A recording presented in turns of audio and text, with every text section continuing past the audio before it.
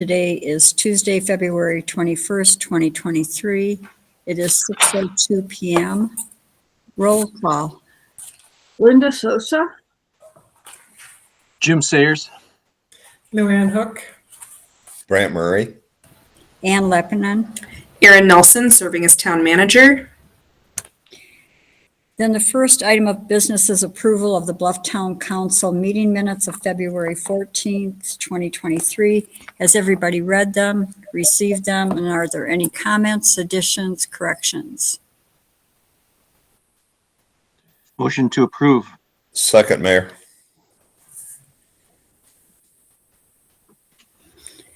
Any discussion? Then all in favor say aye. Aye. Aye. Aye. Anyone opposed? It's unanimous. This is public comment. There will be a 3-minute time limit for each person wishing to comment. If you exceed that 3-minute time limit without permission, the meeting controller will mute you. Do we have anyone who wants to make a public comment?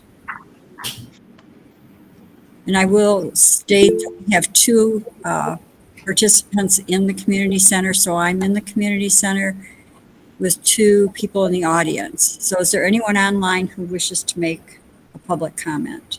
What Shook does. Yes, Wesley Shook. Go ahead and identify yourself.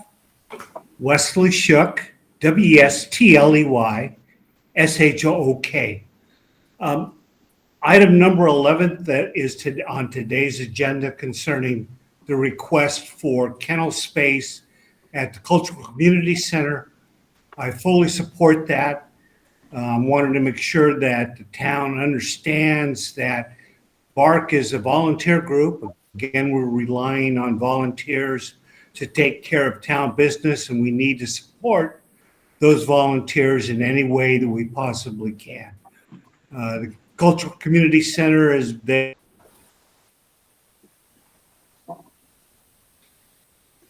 You're cutting out.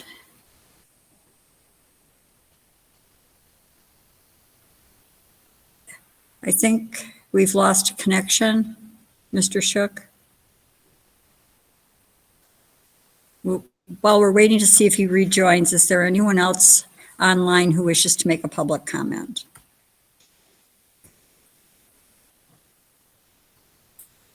All right, is there anyone in the audience who wishes to make a public comment?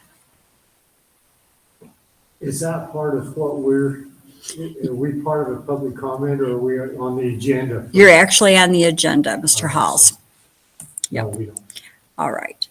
So Wesley Shook, you cut out. All right. Not hearing anything. I'm going to assume that he's not rejoining. And we'll move to the unfinished business. Now, usually what I try to do is put people from the community who are presenting something on first, and for some reason, I'm going to blame it on my inability to use the new computer and move things around. So I meant to have this be number 1, but it ended up being number 2. I'd like to recommend that we move number 2, which is a discussion and vote on Glenn Gurney's request related to a lease with San Juan County for lease of space at the Bluff Airport and a request to build a hangar up to number 1. And So moved. is there a second? Yeah, I'll second.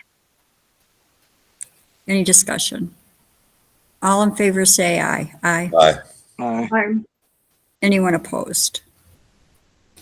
All right. Then what we'll do is we'll move to number 2, and that will be number 1. And then who I have in the audience, how we're going to do this is I'm going to swing my computer around. Glenn Gurney is here with his attorney, Craig Halls, and so they'll make their presentation, and then we'll turn it back for discussion. So I'm going to be off screen, and if you need to pull your chair up, that's fine.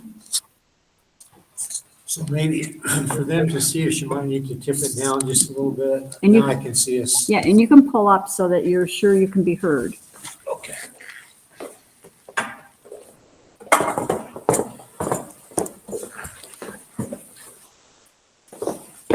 Well, listen, we're going to just kind of shotgun it here. as far as if Glenn has something that he wants to say, but, so we appreciate your having us. We appreciate your letting us come and visit with you. We have had some discussions over the last period of time, and we kind of went here from last time with the idea that we would, make some decisions on what we really want to do. And Glenn has spent some time trying to figure out exactly what he does want to do. And the result of that is that he would like to build the hangar at the airport. That hangar that is there, he would like to construct it. So what we've done with some of the other things, we've had a lease and there hasn't been a payment for some period of time. Our proposal is, and he brought his checkbook today, is that we pay you for 7 years of rent, which is the amount of rent, which is the time that Bluff has had the airport. No, that would be since, has this Bluff been around 7 years? The lease was transferred in 2019, I believe. So we've had it at most 4 years. Well, okay, so we talked about paying 7, but we would. Okay, we'll go along with whatever you, I mean, that maybe that number doesn't make sense, but we talked about paying 7 years rent. I think we would still be happy to do that. We would obtain the insurance that shows in the lease, $250,000 for, I think, for one part of that. I'd have to open up the lease for what that exactly is. And then I think there's a $1 million liability. We would start that hangar, the construction of that hangar within 90 days. Part of the reason for that is that Glenn has equipment up in Wyoming where he has had businesses in the past. This is stuff that he would use to help to facilitate the construction of the hangar. Backhoe, dump trucks, and stuff like that. We would ask that the lease, so in order for him to kind of recoup part of the cost of putting that in, I think the lease right now has got about 12 years left on it from the original that really hasn't been activated for years. We would ask that we be able to extend the period of that lease past the 2036 date for like another 18 years to go up to the 30-year time periods, like starting fresh. The current lease has an extension for 10 years after that. So that proposal is to work with the current lease to try to essentially fulfill some of the things that have been missing. We'd be happy to try to fill in those blanks and start afresh. If that is not something that the town council wants to do, we would be willing to enter into negotiation with you for a new lease, essentially. If you're willing to try to negotiate or to go through that lease and take care of some of the things you don't like, we'd be happy to try to enter into some negotiations with you to enter into the new lease towards actually the construction of the hangar. So I don't have a lot. Obviously, we have the lease now that has a bunch of stuff in it that would probably be in the new lease, but you may have some idea, if you've looked at what that lease is, that there are some things in there that you need to talk about. So I'm not sure that this would be the place that you would want to negotiate that lease, but if you're good with that format, we'd be happy to come and sit down and figure out what it is that needs to go into that lease. So our preference is to go with what we have right now with the additions, with doing what we've requested, but we're willing to visit with you or hear your hear your concerns and your comments about what you would like to see. I'll say a word, basically, we don't want to force anything on anybody. If you think it's a good idea, then let's do it. And if you don't think it's a good idea, that's okay too. It doesn't mean anybody's, a bad person or anything. So there's no pressure. There's no pressure, but we do need to get the hangar built. The hangar has been sitting there for years. One of the reasons was the county would not take my money. They gave me the lease. General Stevens signed it. And, but they would never take my money. I went there again, maybe 7 or 8 years ago, and they said, no, we're not taking the money. I said, I have a lease. And they said, well, so what? So that the building has sat there that whole time. And it's time to do something.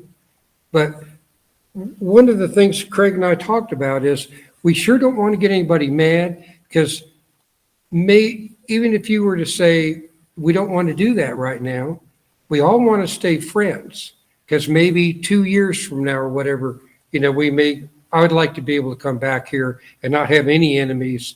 And, you could always say no again, but I don't want any hard feelings. Let me ask the council, do any of you have questions of Mr. Gurney or of Mr. Halls about what the requests are?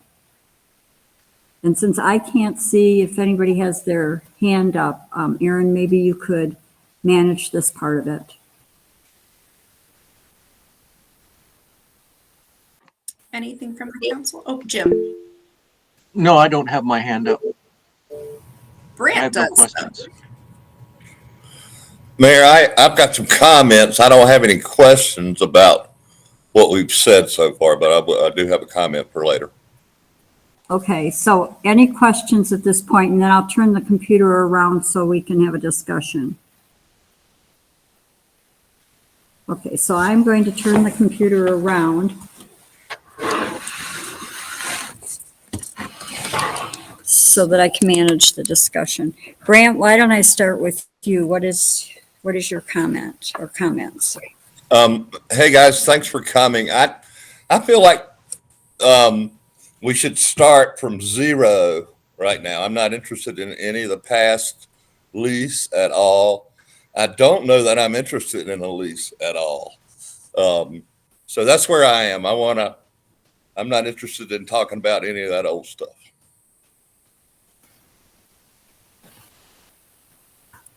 Anyone else? I guess I don't understand how a lease works. I feel like I have enough information. I don't know how much rent we would get, and maybe, or so that makes it difficult for me to come to a decision. Okay, so maybe it would be helpful if I just quickly ran through what my understanding is of the lease. And then, Mr. Halls, if you have any correction or addition, why don't you let me know? But when this lease was entered into between San Juan County and Mr. Gurney, it was for, let me just flip these pages. It was entered into January 1st of 2006. And it took me quite a while to get the full lease because the page was missing that showed the term of the lease.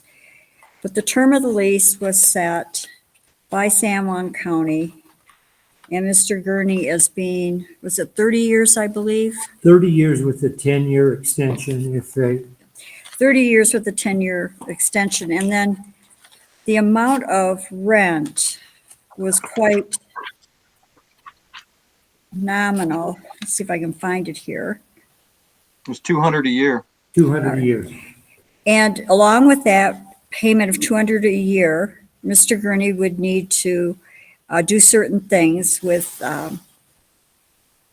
any kind of insurance or the liability issue, comply with workers' compensation laws, have in-flight coverage with liability limits, may be required to provide proof of that insurance. And it's a number of things. What to me is the most interesting is Article 8, and these are in Roman numerals, Article 8 on page 13, default and cancellation provisions. And so any one or more of the following events shall constitute a default and breach of the lease by the tenant. So that would be Mr. Gurney. Either A, Mr. Gurney's vacation or abandonment of the premises, or B, tenant's failure to observe or perform the conditions or provisions. And so one of the things that I did is I asked, when I first started talking with Mr. Gurney before he had counsel, for proof of payments of rent. And he was very straightforward about that. He has paid no rent. And you heard him explain that San Juan County wouldn't accept it. But there has not been any rent paid to the town of Bluff since we took over the lease. I have worked with, at first initially, Mr. Stokes, trying to get some answers, and then now successfully with Mr. Halls and Mr. Gurney providing the information that was provided to everyone. But for me, I would say that the property that's there, as just as I told Mr. Gurney in a letter dated August 11th, 2022, this hangar kit needs to be removed. It's been abandoned. The hangar hasn't been built. Rent hasn't been paid. We have some work that's going to be done this spring or summer on the runway. My feeling is if people wanted to do something, we would just say this lease has been terminated by non-performance and abandonment. And then if the council wanted to move forward with Mr. Gurney, enter into separate negotiations, not tonight. So anybody else's thoughts?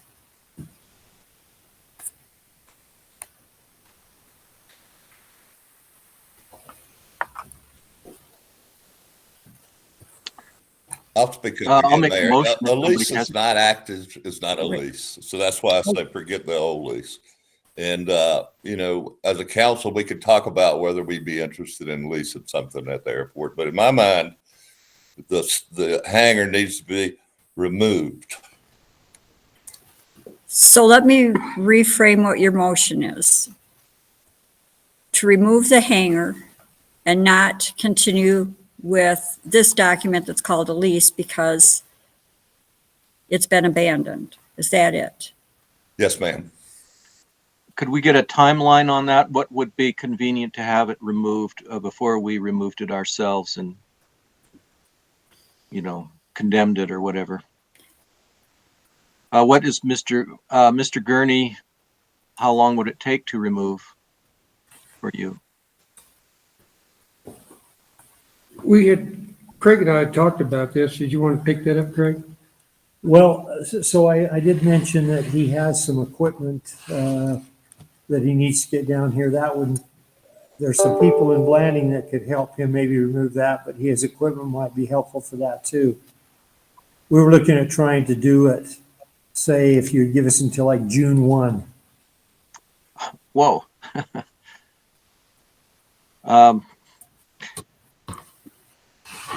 Is there a second to Brant's motion? Or is there an amendment to Brant's motion? I'll give an amendment of a month and second it, if Brant is acceptable to that. He's nodding his head yes. Yes, ma'am. Any further discussion? Well, I'm a little concerned with just giving it a month, but it has been there for a long, long time. And we do have that work coming up out at the airport. Well, And so if I think a month we'll probably have to do with the rest of the council's opinions. Well, 2 months, Luanne, would give us till May, end of May, I guess, pretty much. If that No, would be you- preferable to you. I'm 2 months okay with would, 2 months. 2 months is 2 fine. months would, yeah, 2 months would be April 30th. Because that would give That them works March. for me. It'd be a little longer than 2 months if we gave them April 30th, but I don't know if that will be in the way of the work. I don't think it will. Is it possible for us to comment at all before? I mean, we're not part of the comment of the board, but No, it's not. Okay. Sorry. So any further discussion? It's a month then. Yeah, that's my second, yeah. So are you saying a month, Jim, or 2 months? Well, Luanne is saying that 2 months might drag it into the repairs that we're going to have to be doing. So I think a month is reasonable.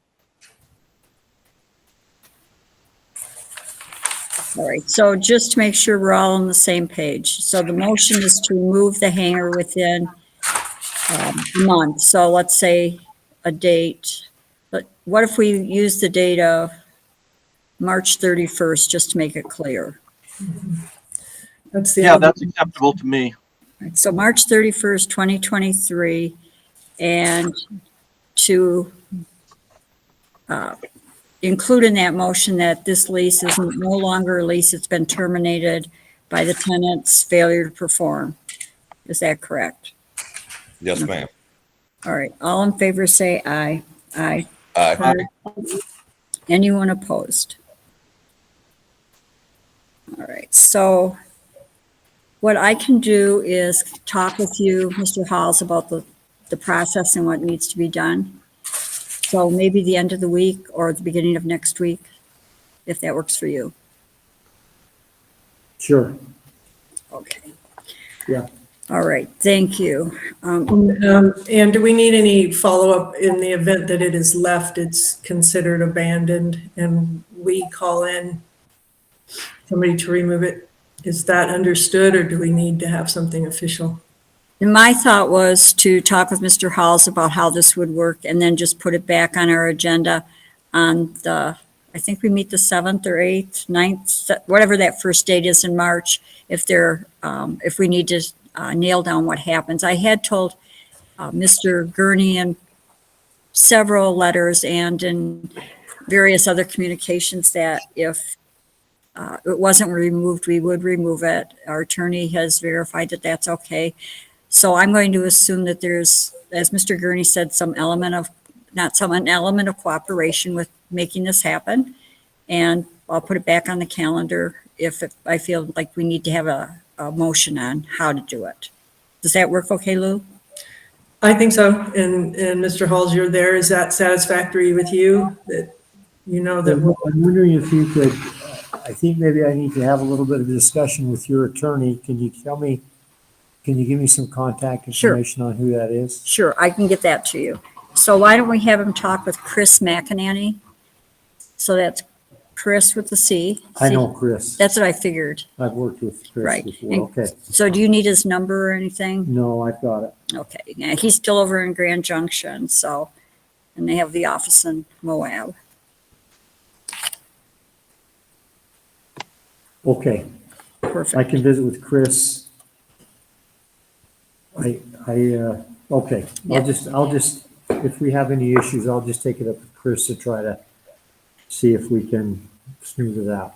That sounds good. So we'll just let our attorney handle it with Mr. Halls. okay. And we're assuming that it will be gone, but just in the event that things come up, we just want to make sure that we can just go ahead and get rid of it at that point. Right. We'll let Chris and Mr. Halls handle it. Okay. Thank you. Okay. All right. Thanks for coming down and dealing with the issue. Appreciate that. And thank you very much. Okay. All right. Thank you. Well, have a good rest of the evening. And you too, stay out of the bad weather. Okay. We're going to beat it. We'll beat it home. Oh, good. All right, then we'll move to item 2, which now is the status reports on committee meetings. And the first one is Bluff's Planning and Zoning Commission meeting on February 15th, 2023. And I think Luanne and Erin attended that. Yeah, there's just been one meeting since the last update. There weren't any public comments. There was one land use clearance, an LUC, by Kate Aitchison and Brian Whitney. And what they want to do is add on to a studio that's between 2nd and 3rd on the east side of town here. And that was approved. They're making a small house, but they do have the approval to go get their building permit. The planning and they received some questions on tiny homes, tiny houses, and per the zoning, all of the zoning ordinances, they are welcome as long as they meet the safety concerns like the septic and that sort of thing on each lot and the setbacks. They're welcome like any other house. They want to work on the RV ordinance, just to clarify that a little bit more in the zoning ordinance. And they want to do a work session because each of their meetings gets tied up with a little too much to really hash out one issue. And I think that was it. Planning and zoning. All right, then we'll move to B, the Active Transportation Advisory Committee meeting. And Luanne, that's you. And I don't know if Molly Schmidt is on, but definitely you can give the report. Yeah, so yeah, we have switched our meetings from Wednesdays to Tuesdays to accommodate schedules. And that link is still on our town website, townofbluff.org, in case you're not familiar with it. And you can click on that and join the meetings, but they're Tuesdays at 1 o'clock. We've got workshops scheduled March 23rd at the school with parents, teachers, and all the kids. With Bike Utah is the coordinator of all of this. And the 24th will be government and interested organizations. And then another one on that same Friday, the 24th, for the public, residents, the community. So those are all still going. We have a focus group meeting tomorrow that is the start of some of those. So that's pretty much it on that. That we didn't do a whole lot. We did do a Teams meeting on that meeting and kind of worked through that and kind of played around with that to see how we all talk and raise our hands and close up and meet and whatnot. So, and that worked fine. But that's all that I have for an update for that. But put the March 23rd and that mostly the 24th for this audience. March 24th will be the workshops at the community center. Friday, March 24th. So I hope that as many people can come and give input to the committee and to Bike Utah, the better. So Very exciting. Thank you. Very exciting. yeah, you're welcome. And just so that I'm sure I've announced it, I will unfortunately be out of town that whole week because it's my sister-in-law's 80th birthday. And so I'm going to try to weigh in, but I'll be 2 hours time difference and family. So I did let Molly know, I think, but unfortunately I can't control the birthday. So, but I'm sure you all can carry it. I'm not There, a worried written about comment, a written comment with your ideas. We could get it in there for you in case you don't show. All right. I could do that, Brant. Thanks. All right, then C would be the Cooperative Culture Center's Design Review Committee's meeting today, February 21st. Jim and Brant. Yeah, first of all, my apologies to Brant. My phone was dead during that meeting and I did not get your text. But those meetings always have the same link. And so if you Okay. That's my previous bad on that time. one, Jim. Yeah, I'm sorry. I didn't get your message. So No sweat, no sweat. it was it went an hour. The meeting went an hour, mostly talking about the grants. Some of the other agenda items were there was no report on yes tomorrow. There was no report on the joint account, but we did discuss the joint account. We mentioned the USDA proposal, but we spent a lot of time on the Inflation Reduction Act, specifically the EPA monies from the Inflation Reduction Act on the Environmental Justice Government to Government grant. that I've looked into and Damien has looked into, and we're probably going to apply for that. And I'm assuming that the council will give me permission to do that. I have already asked for authorization from the council. Don't know how to get it actually, but I have to have a workspace in the grants.gov portal. So I'm going to find out tomorrow. I'm going to be talking to some people up at that grant and find out more about how to get that authorization, so I will be able to submit. You cannot submit unless you have that workspace. It's a technical requirement. We had a discussion that included Norman Lehman, who's on the UDB board, who has experience with the school actually, and he also has a Utah State Fire Master certification license that has expired, but he can get it renewed. So he's pretty familiar with the building and pretty familiar with the fire system. So he had some good input on getting some fresh estimates from fire suppression companies. That seems to be on order here, that that's what UDB would like. We know that the fire suppression system is the priority, and that's what we're treating it as a priority. The grant from the Inflation Reduction Act will probably not go toward the fire suppression system. We think we can get the money for the fire suppression before that, or we can have a workaround of some kind. That money would not be coming in until, if we got it, until fall of 23, and we want to, everybody wants to get in that building. There's no question about that. So we talked about some alternative possibilities that just aren't going to pan out. We've just got to pay for that thing, and it's going to be about at least 260,000, I think. Of that, we've got about 150 or maybe more in the kitty. We did have a discussion, as I mentioned, about the joint account. I don't know what the hang-up is with the joint account, but I believe that Woody Lee was in on the meeting. He was in on the meeting today, and I believe he is going to call Zions tomorrow and find out. So we have that to look forward to. The grants that I'm going to try to apply for are going to average about $1 million, and that isn't enough to complete the renovation that we need in there. And 20% of it has to be a pass through to the partner nonprofit. So that would leave us with about, if we got $1 million, it would leave us with about 800,000. And I think there are some things that we could do in that building for that amount of money, and Damien and I are going to discuss that together, and also with the grantor. I'm going to have I have a phone call with Damien tomorrow, and we'll be in touch. We'll be in touch via email the whole time I'm going to be on my trip. So that is going forward in a kind of a positive way. This is there was some agreement between the two entities, and the agreement lay in we need to get in the building. That's a priority.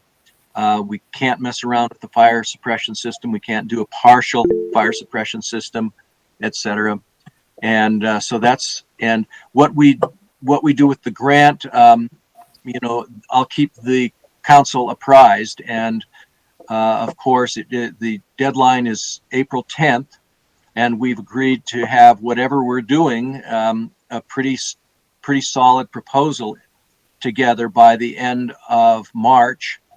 And so this council and UDB will be able to see what it is that we are trying to do. So beyond that, we also discussed toward the end, once again, we discussed the proposed holding pen proposed by Dudley Beck. Just a little north of the portable or the modular, between the modular and the fence. And we also just mentioned Debbie's new letter.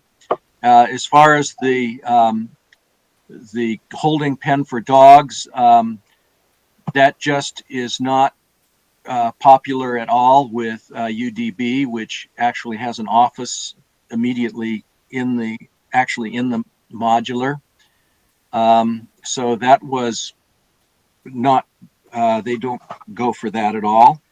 And for other reasons too. They wanted to know, how long the dogs would be in there, and we just haven't gotten that.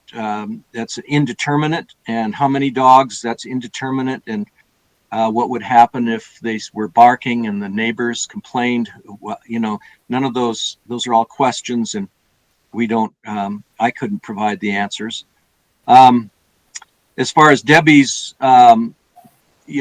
request, or that's actually, she's requesting on behalf of the Bluff City Historical Preservation Association for a parking space that would allow people to park, and at the northwest corner along the street, the side street, alongside where the playground is, really at the CCC.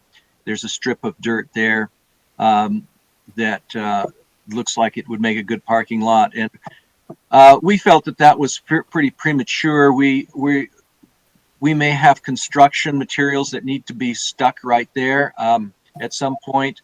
We don't know, and it seems like it's a long way before we'll have a crosswalk across that highway, and I think we'd have some liability if we put a parking lot for the trail there without a crosswalk on a curved highway like that.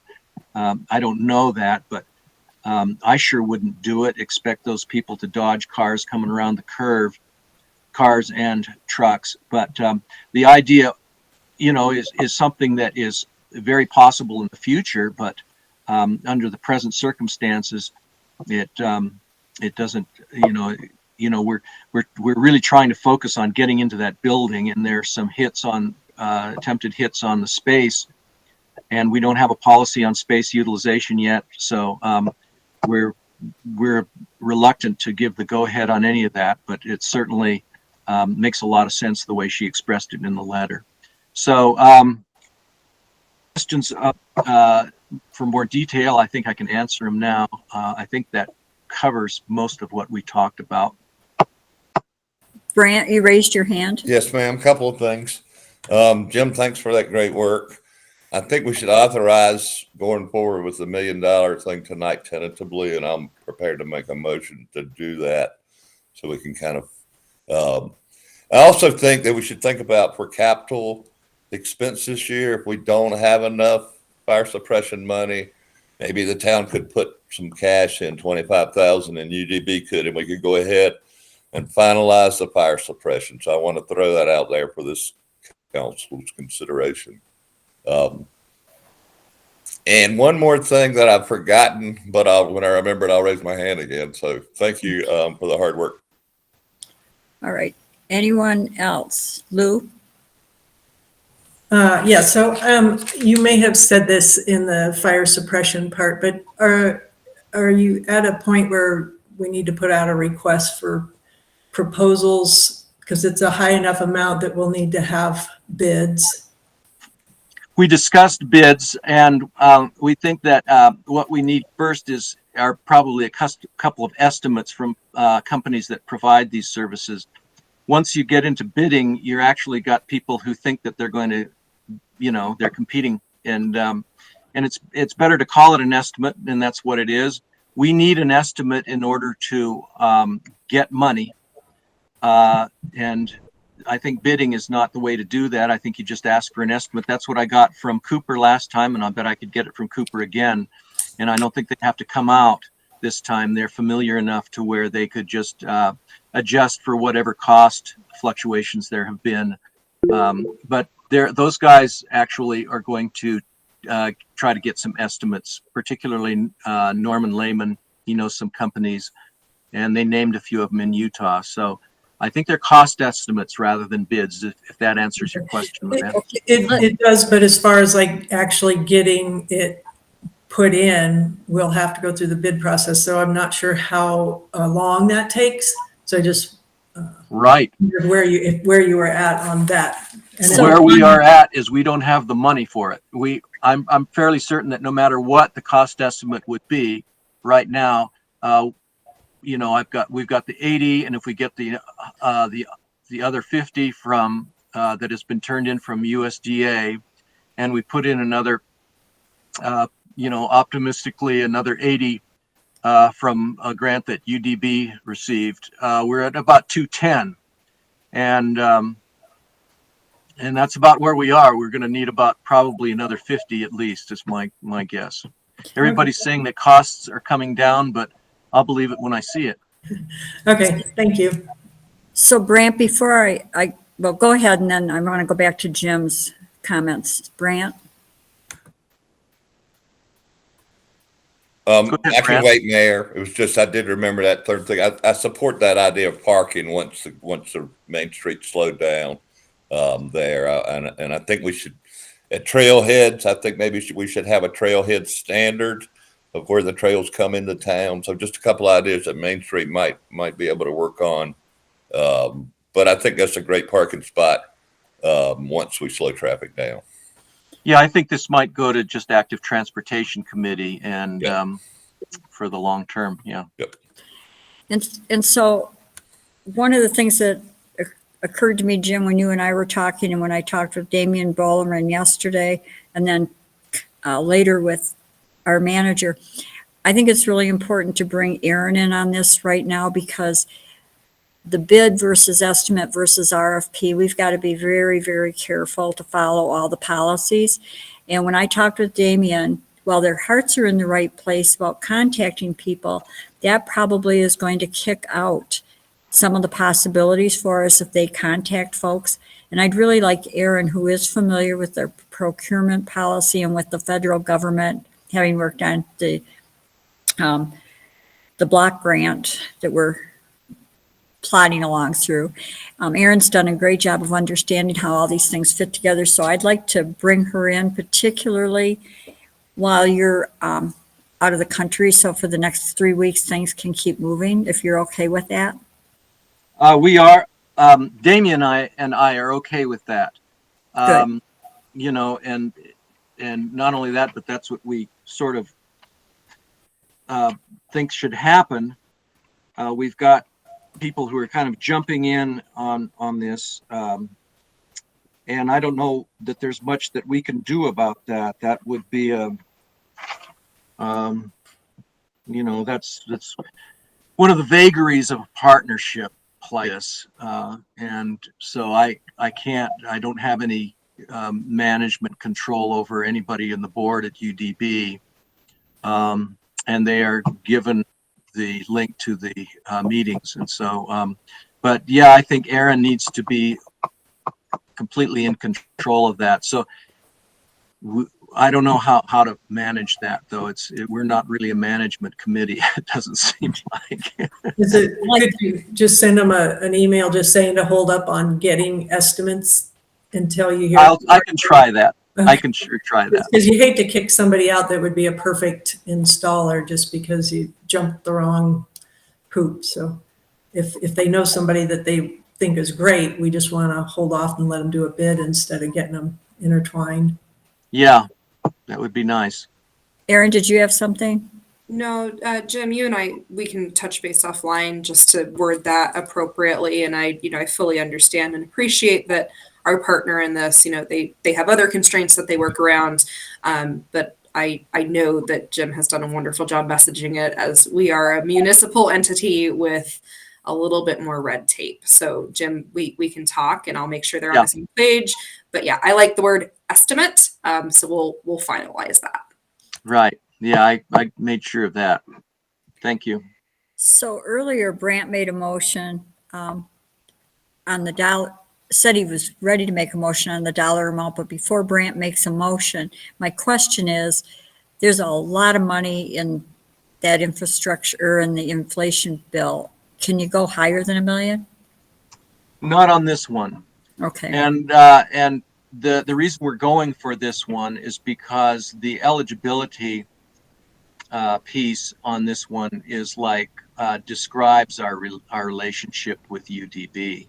Okay. And there are other elements in there of environmental justice, as you can imagine, that really fit well with this area and with our partnership. And so if I can put together something that's coherent, I'm pretty sure that we'll have a very good chance. Erin? Any match specifications or other things? No, no, no, no. So then Brant's motion would be to approve you applying for a grant or moving forward, or what is, I didn't think you were that far along just yet. The purpose of my motion was to be affirmative in, to make a move for this and to let UDB know that the town approves this. There would be, other places along the way if this didn't work out. This is just an affirmative action motion. Yeah, and the key is obviously going to be my communication with the council as things develop and how you feel about it, so it can be nixed anytime or changed. Okay, well, I'll second that then. Any other discussion? Then all in favor say aye. Aye. Aye. Anyone opposed? All right, it's unanimous. I just want to comment, I muted myself because Mr. Halls came back in and none of us noticed he'd left his phone on the chair. So he came back in to pick up his phone and I just wanted to make sure things were okay. So that's what that was about. All right, then moving, and thanks, Jim, you've done a lot of work. Moving to number 4, update on the water damage at the community center. I'm going to suggest that we just move that to the March meeting, partly because we've had some communication from the insurance company, Erin and I have, but we got it late on Friday. Yesterday was a holiday. Today we didn't have time to follow up with them. So we don't really know anything more other than the insurance company has weighed in and we've got a report, which I have not had time to read. Erin. Do you need a motion to move that? Let me ask Erin, are you okay with that, Erin? Because we didn't talk about it. I'm just fine with that. I just wanted to ask if there was still a number 3. Oh, yes. Thank you. I love skipping. Once I change the numbering, I'm done for the And day. don't we, I think we still have, we were up on Committees. 1C. Yeah. I think we're up on 1C. We need to do 1D, the solar eclipse. I can't have interruptions when it happens. My brain just goes, sorry. Okay. So I'm the same way, and so I missed what you said about whichever on number 4, but I assume that's. We're going to move forward because Erin and I haven't had a chance to follow up with the insurance company.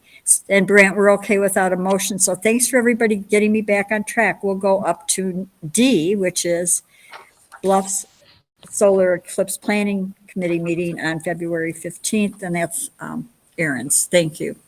I wasn't trying to shirk my update, but I have a positive update. We had a very good meeting on February 15th. We had an excellent report out from Fire Chief Anthony Lott. He is working diligently to put together a plan. So he presented his drafted plan. There will still be, additional things to be added, of course, over the next however many months we have until October. We also had guest Jeremy Martin join from the BLM.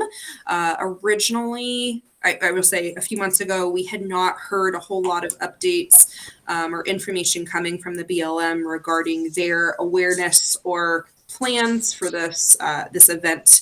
However, he did join, and the BLM will certainly work with us. They'll attend as many meetings as possible. And then they are also putting together plans for San Juan County. So that's very reassuring. Our next meeting is on March 1st at 10 a.m. I think overall things are going quite well. And the subcommittees, that idea is working out well to have kind of focused folks on particular areas. Any questions for Erin? Anything? I just read, I was reading through the lighting thing and he talked about watching it from the Moki Dugway. So there's going to be impacts, and thank you guys for planning for it. And we heard it, Luanne had updated, and then we heard as well that NASA is planning to video it from Valley of the Gods. So that's a really big deal, and I think should indicate that our region, I'm very thankful that the town was willing to put together this ad hoc committee, because we are going to be a hot spot.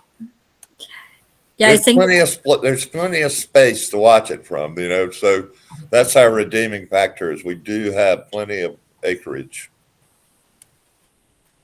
and a lot of cars. All right, so moving to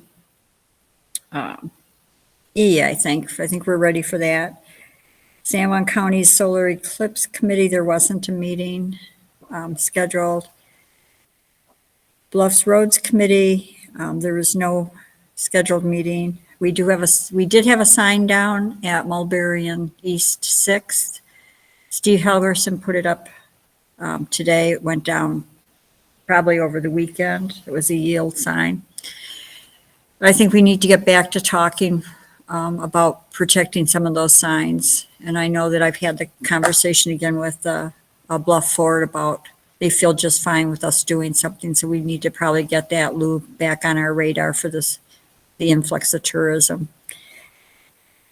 Then the Playground Committee, which is G, hasn't been an official meeting, but after I talked with Superintendent Nielsen and the playground was going to be open.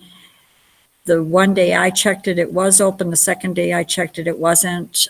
Some of the parents had brought children who were disappointed it has not been open. And Jocelyn Meyer reached out to the superintendent and it's open today. There's a great picture of Emerson at the park. So I think it's a matter of just getting it on everybody's radar that the playground has to be opened after hours. So it's getting used. Then let's go to 3. Am I doing this right? Update on Housing Feasibility Committee meeting on February 16th. Yes. All right. Let's see.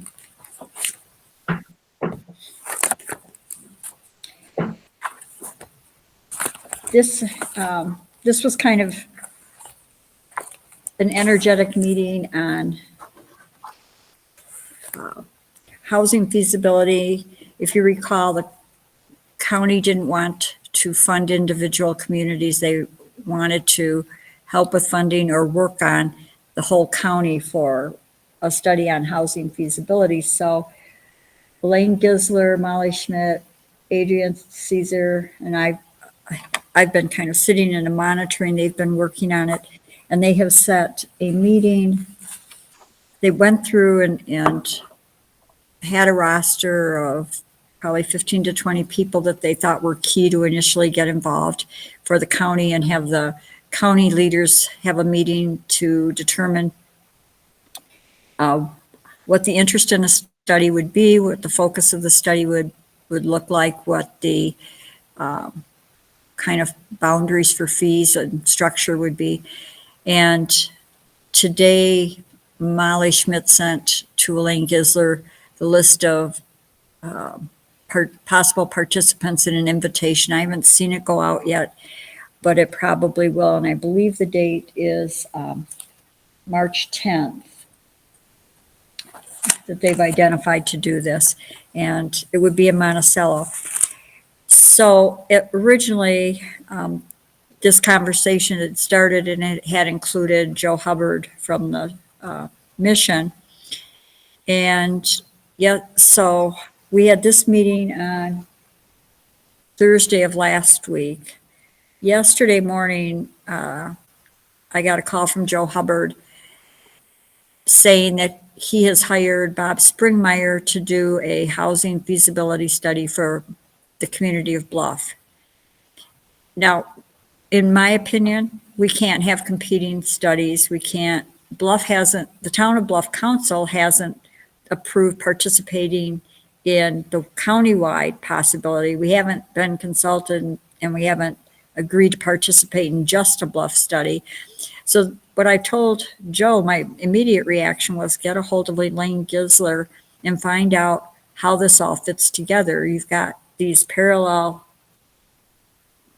avenues running and no one's communicating to the county that the mission is headed out to do a community-wide study. And as I understand it, Bob Springmeyer has already been retained by Joe to do this. So I'm waiting to hear back from either Elaine or Joe about a conversation. In the meantime, I'm monitoring. I'm not committing us to anything until we know what the kind of layout of the land looks like. So that's the update on where we are with that. Questions?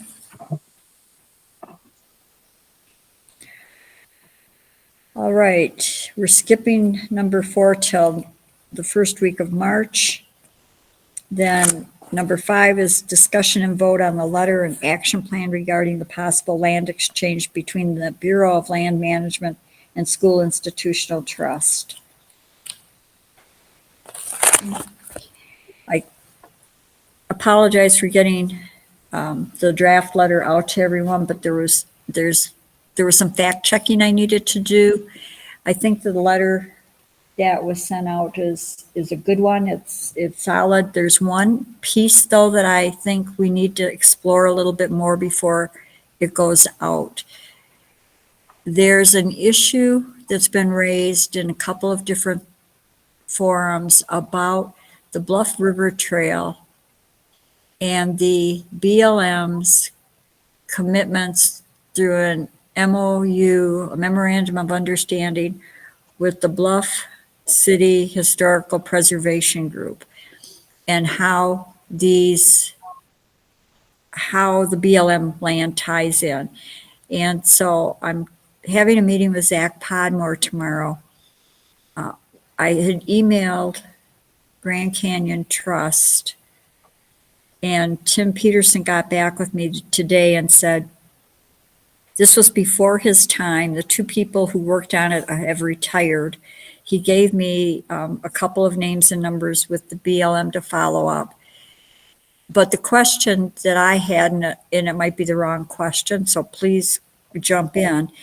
The question I had is, if there were a land exchange between the BLM and Sitla had jurisdiction over these properties that have the trail cutting through them, is Sitla bound by an MOU, or have these been reduced to the typical type of deed with an easement?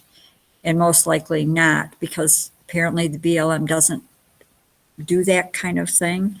And so before this letter goes out, I'd really like to see if that's a concern we should be raising as an additional piece to this letter that I thought was really well drafted. Brant? It's a fantastic letter, and thank you for the technical nuances of that idea. So please follow up and send that letter out when you have resolution of that thing. Anyone else? Jim? Do you need a vote to send the letter out on after you find the answer to your question? Yes, I do, with the caveat that if there's a provision that we should insert into this about the BLM MOU. So made, and I really think that haste is good here, that we want to get our word in as soon as possible, so but as soon as reasonably possible and knowledgeable as well. So that's my motion, yes. I'll second that and ask maybe that you call John Curtis with a sense of urgency.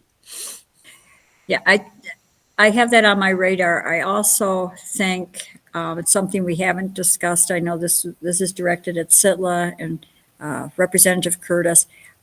I think that since we did so well with the Secretary of the Interior being here, that sending the letter to her as well, not just CCing, but sending it to her, because she did take Bluff very seriously. The Bears Ears, she's taken very seriously. And it just gets put into an administrative aids basket and we never hear anything, but I do think it's worth it. So I would like the authority to be able to send that to her as well. I'll amend my second to do that, Mayor. Yeah, and my motion includes that.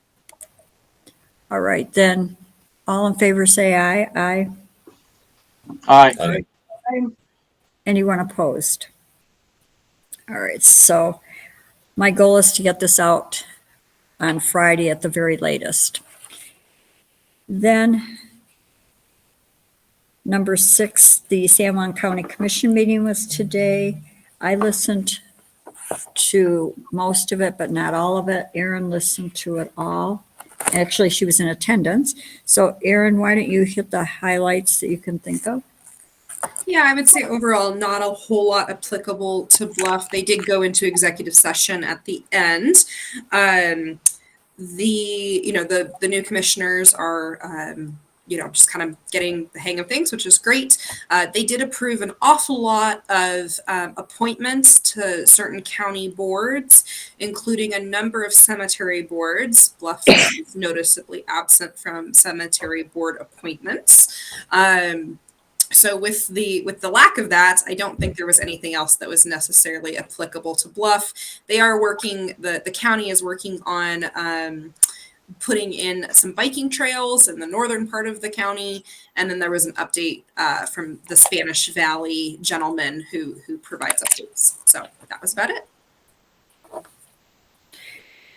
The only thing I would add is for once there was no public comment. They were very happy. Thanks for going up there, Erin. That was good. Number 7, we had closed off our applications on Friday, February 10th, 2023. We had one applicant that actually put in an application before the close of the date. We had an interest expressed by 2 different people, one who didn't follow through and the second one came in after the date. So with everyone's permission, I'd like to be able to interview the applicant. It was Malia Collins, and talk to her and then have her come before all of you on the, I think it's the 8th. It must be the 7th, whatever the date is in March. Have her on the agenda for you to ask questions. But the one point that we'll need to narrow down is kind of the scope of pay and what she's responsible for. I think the scope of responsibility is pretty clear right now, but we need to go back and revisit the pay because we had a range. So is everyone okay with my just touching base with her and then having her on the agenda at our first March meeting? Okay, hearing no objection, then that's what I will do. And I will send a note to the person who sent the one on the 11th and let that person know that we're just moving forward. And number 8, report on strategic planning. That's Erin's, please. So for strategic planning, we're moving into, I will call them the initiative teams or I-team meetings. So these are small groups of individuals who will be working on the 3 key areas that we've identified of mindful growth, sustainable local government, and livability and kind of culture and community. So we have 3 key areas. 2 of the groups have already met. They've had their initial meeting. The 3rd is due to meet early next week. Those will be pretty frequent meetings because there's an awful lot to do. But Pathway Associates has provided an outline as to what the specific deliverables are and the deadlines. I will let you know how things progress when we really get into the meat of the planning process. But currently we're utilizing the documents that Pathway has provided, including all the resources that they gathered. I want to make it very clear to the community that, the information from surveys, information from interviews, from the full day session, all of those will be compiled into these plans. And we look forward to putting together a really good product. Are there any questions? Oh, and I suppose the only other thing, I have had, a couple individuals reach out. I'm sorry it was not clear or clear enough in the emails. We are not utilizing everyone who came to session. Again, these are pretty focused areas. So the individuals who were invited to session may or may not have been asked to participate in the small groups.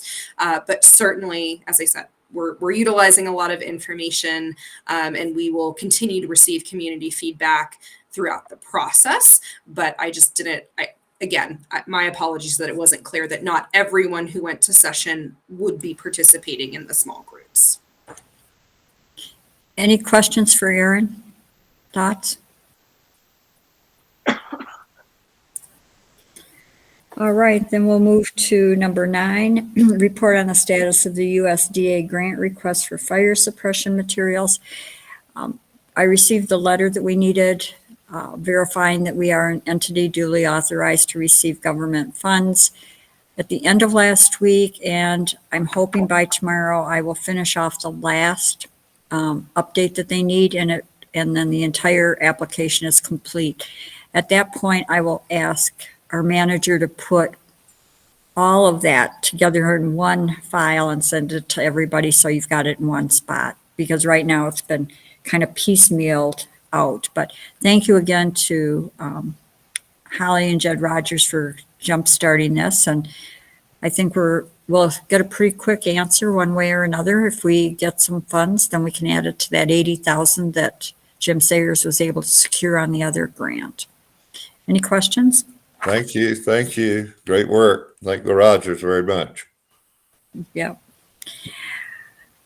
Then number 10, there was a meeting with Chief Anthony Lott and Gary Lichtenstein regarding the emergency operations plan. And Erin, if you don't mind, maybe you could hit the high points. It was Erin, myself, Chief Lott, and Gary Lichtenstein. I can definitely give you the high points, and you might need to fill in. So we did meet with Chief Lott and Gary. It was a really productive meeting. They had brought forward some recommendations for the council to consider for the coming, I'm going to say the coming fiscal year. However, I think this is an area in which the sustainable local government should really take a look at as to how to incorporate some of these ideas into our strategic planning. But fire they've been doing their own strategic planning process. And in that, they have determined that it would be incredibly beneficial to have some paid staff members. So there are 2 positions that Gary and Anthony brought before. One would be and I'm gonna mangle this, but essentially a maintenance staff who would have pretty part-time, pretty limited hours, but that would be able to perform routine preventative maintenance on their equipment, on their vehicles, and then also make sure that the right equipment, the actual equipment, is on the vehicles. So that's number 1. Again, more limited hours. They were able to present, kind of some recommendations for pay. We don't need to get into all that tonight. This is a much bigger discussion. But the second position would really be more of an administrative person. There are a number, and I won't pretend like I know everything that goes on, of course, but there are a number of reports, and reporting is becoming more and more and more critical. And just that paperwork, it is not necessarily something that the crew has the bandwidth to do after they go out on calls, but it's really critical. And so in addition to that, this individual could also help with the emergency management position, which again has, that reporting up to county and state and federal levels. And so Gary and Anthony brought forward some job descriptions and explained why these positions would be really important to us. And so I would recommend, and please chime in, but I would recommend that, these be something that we can look at in strategic planning. We can look at for the budget, I would say even for the budget in fiscal 2024. So our upcoming fiscal year. But maybe this is something we could put on a work session or get into a little bit more deeply, because I think these are really good, beneficial things that the community should talk about, and a good priority for us to look at for paid positions. I agree. Go ahead, Brant. No, I think it's really worth us looking at those 2 ideas next year. So thanks for getting those together and bringing them forward. They both make a lot of sense to me.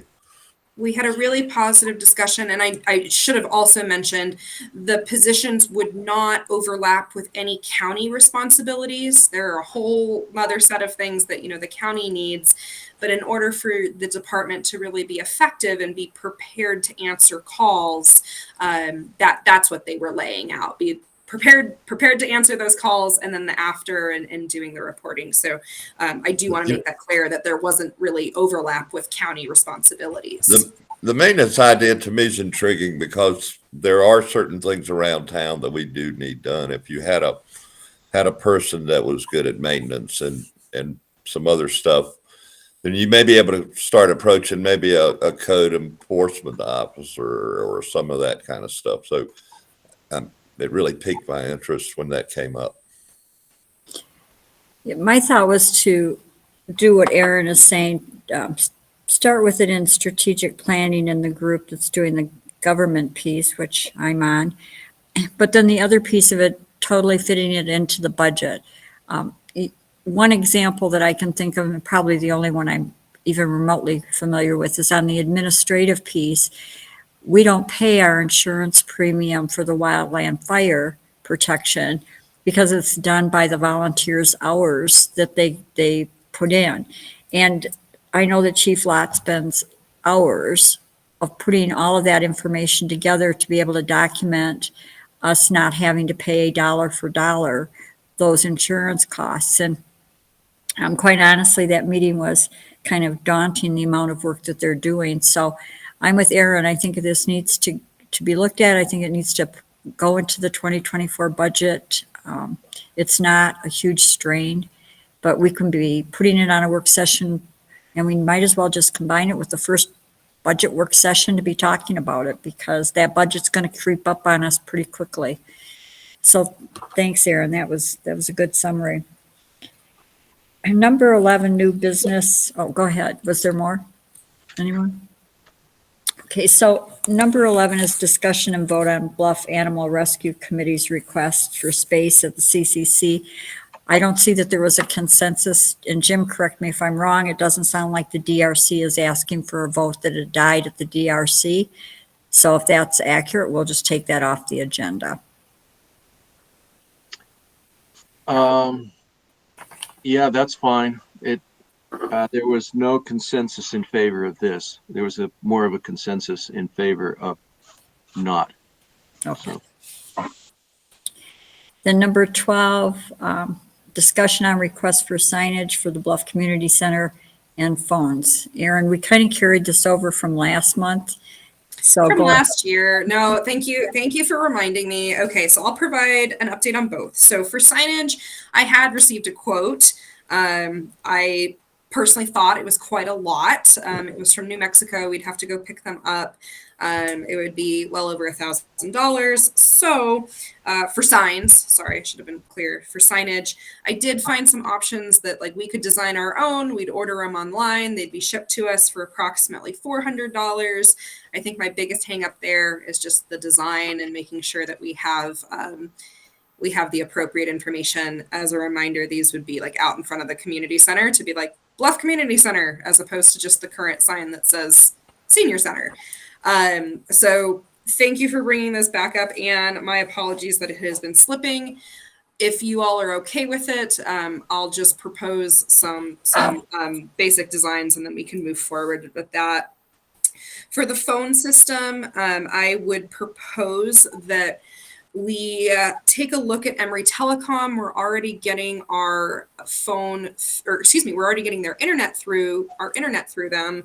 I do have one of their representatives coming out Monday morning, and it seemed like the pricing was really, really inexpensive. So once they do the walkthrough and ensure that there's nothing else that would be missing, I can provide the solid quote to get our phone lines changed over, our hard lines in here. There's some really great benefits, including visual voicemail and having a voicemail box for whoever needs one, whether that's every council member or we'd have an office, town manager, Bluff Community Center manager. But there are really great options that we can utilize that would kind of that would make it really a lot easier for folks who are in the office a lot. So I will bring back the formal quote once they have that worked up for me next week. Thank you. And Erin, I'm sure this is on the list, but talking about having some kind of phone here in the community center itself for emergencies. Okay, great. Any questions for Erin? Any comments? All right, then number 13 is Britt Hornsby made a request for a letter of support for funding on behalf of the Bears Ears Partnership. It's to the Utah Division of Outdoor Recreation, and it is to have the partnership establish and reinforce infrastructure for visitor management at Upper Sand Island Cultural Site. And so the letter went out to all of you. If it's okay, I need a vote to be able to sign it and return this to Britt so that he can get it to the partnership. So moved, Mayor.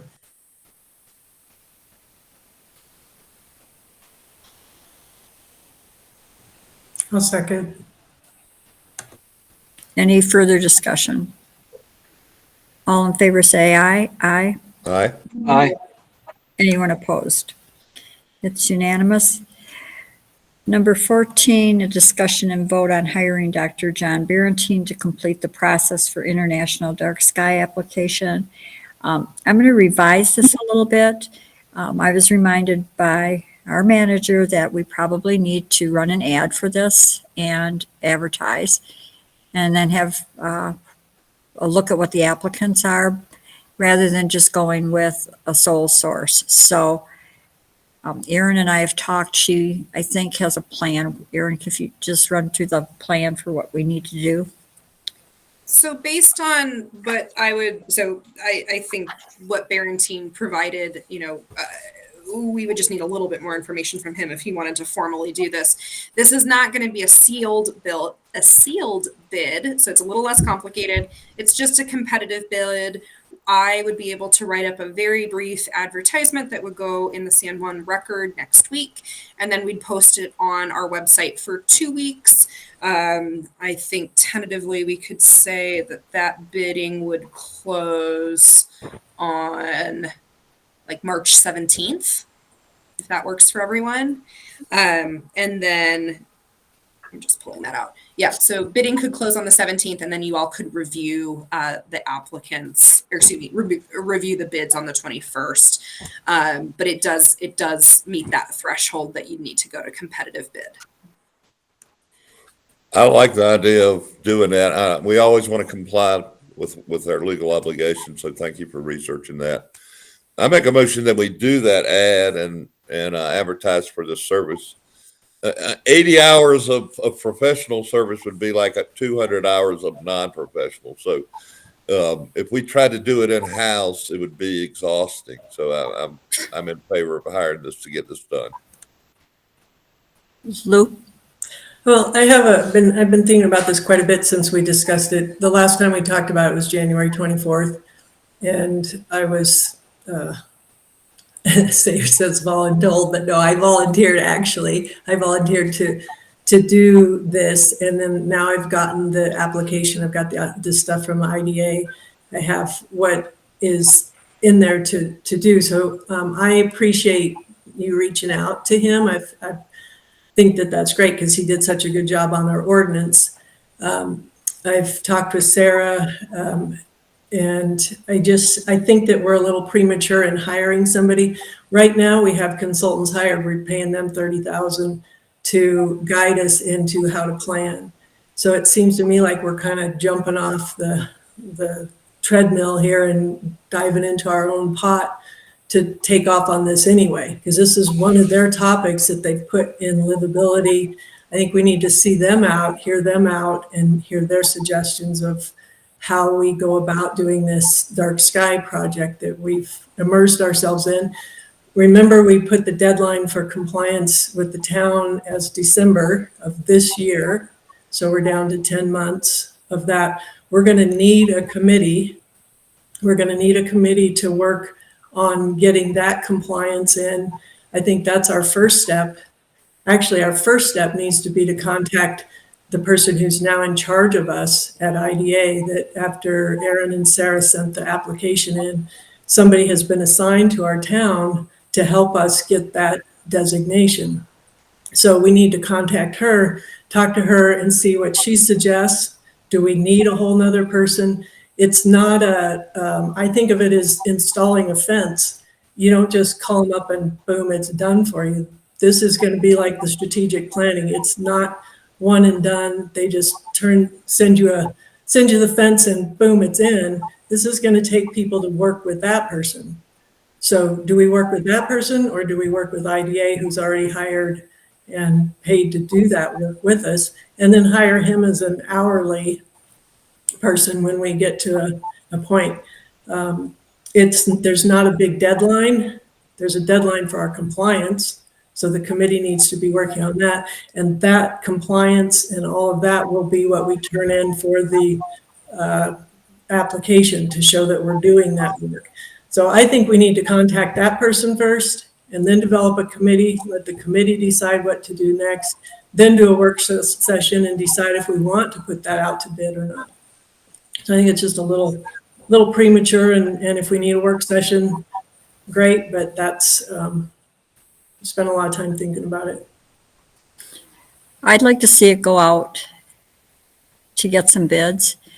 My concern is that we heard last year from Dr. Barentine and others that the criteria may change, and I don't want to be sitting here in December having that criteria change starting 2024, and we have to redo our lighting ordinance. I think we should get the bids and have the ongoing conversation. We can reach out to the person at the International Dark Sky organization that's been assigned to us. We can form the committee.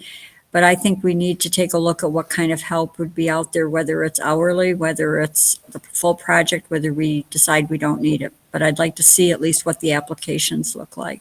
Well, We're and not hiring. I would like to see that too, but I think that we need to do it from a committee and after the strategic planners, because that was a big topic in our strategic planning, and we're right in the middle with them. I feel, I hate to use the word rude, but it seems like they are serving us, focusing on us, and if we just jump the wagon and run, it doesn't, to me, give them much confidence that we're going to follow their planning. And So are they, another month or two maybe at the most, and in the meantime, we can talk to the IDA and see what she recommends. so is the strategic planning talking about the designation itself?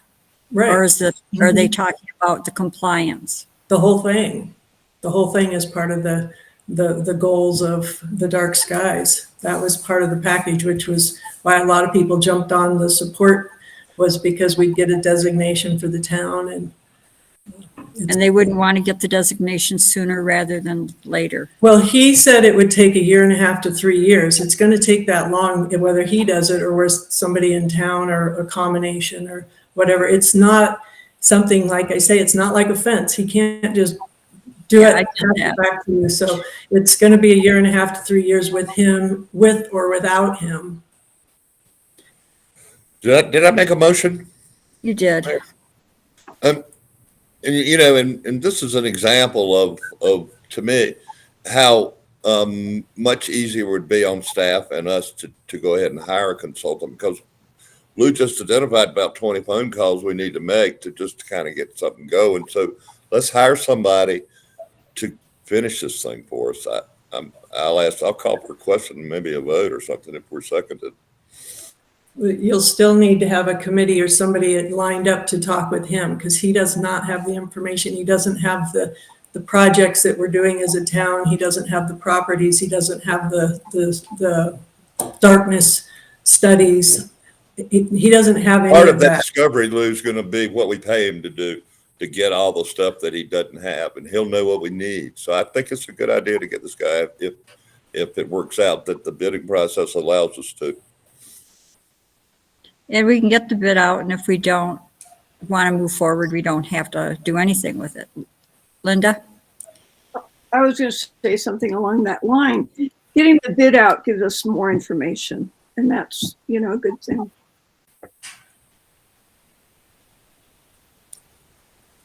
How does So- getting the bid out give us more information? Well, about how much it would cost. Okay. Is there a second to Brant's motion? I second. Any more discussion? Then all in favor say aye. Aye. I, Aye.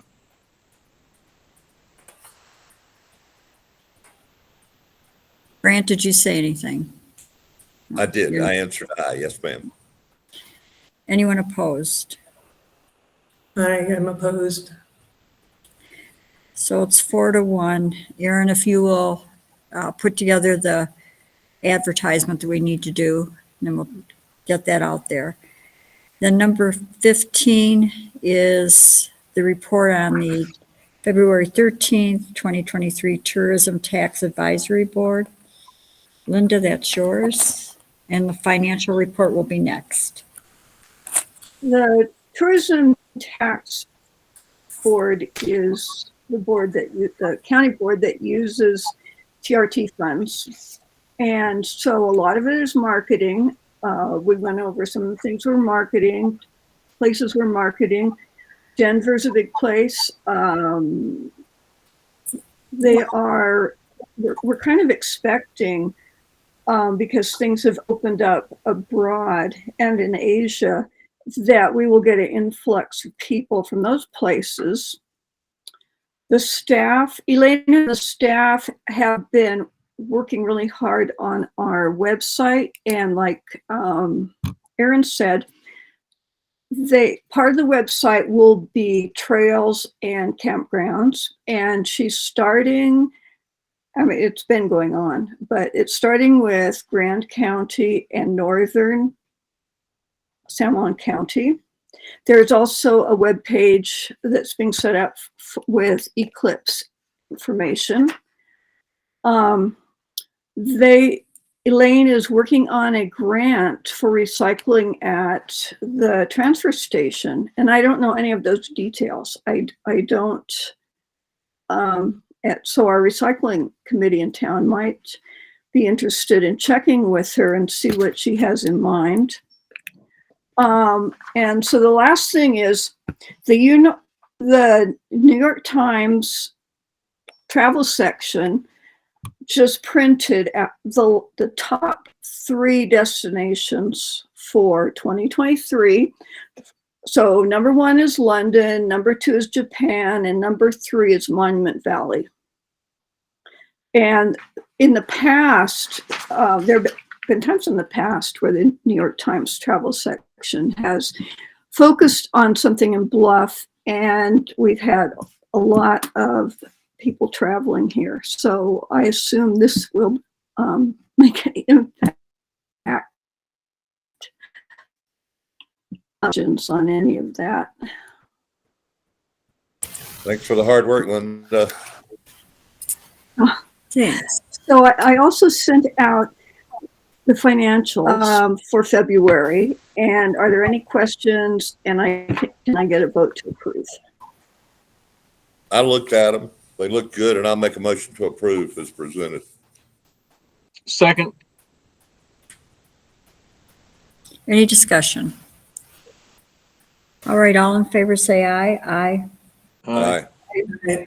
Anyone opposed? All right, it's unanimous. I don't have any other that I can think of. Anybody else? All right, it is Motion to 7:30. adjourn. Is there a second? Brant Murray's making the second. All in Thanks for all the favor, say aye. participation from our Aye. citizens. We had great citizens show up tonight. We got great attendance. All in favor, say aye. Aye. Aye. Aye. Anyone opposed? All right. Have a good night. Thanks, Thank you. everybody.